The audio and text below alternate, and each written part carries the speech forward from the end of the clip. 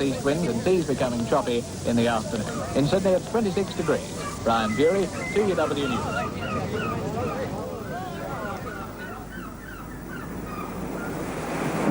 Unlike America, Australia wasn't founded by idealists.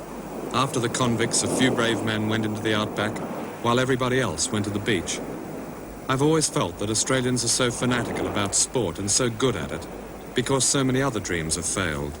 Our West was never really won, and the great cities like Sydney, hanging on the very edge of a largely unpioneered country, are confessions of that failure.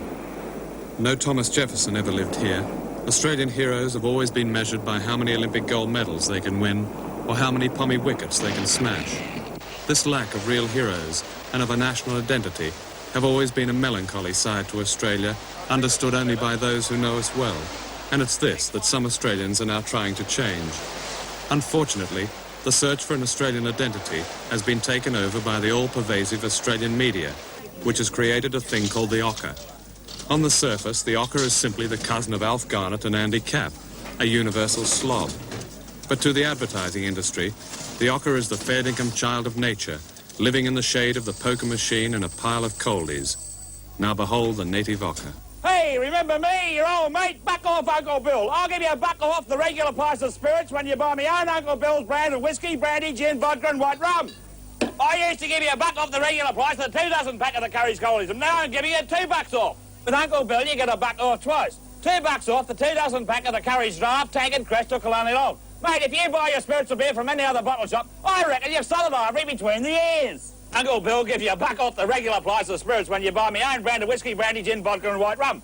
So duck off for your double buck off with 3 home delivery chucked in for good measure at any of Uncle Bill's grog shops. Ho, ho, ho, and away you go. John, what effect does that have on an Australian audience here? I mean, to hear an ad like that? Well, to the majority of Australians, we get a kick out of seeing ourselves slightly exaggerated, but not too much, and sending ourselves up to a degree. Of course, the reaction of amongst the TV critics, academics and socialites and so forth is one of abject horror, because they have a tremendous inferiority complex as to the way that we in Australia speak.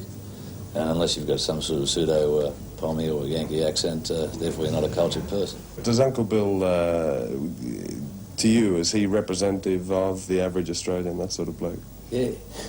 Yeah, see, Paul is he's actually the managing director of a large air conditioning company in Australia.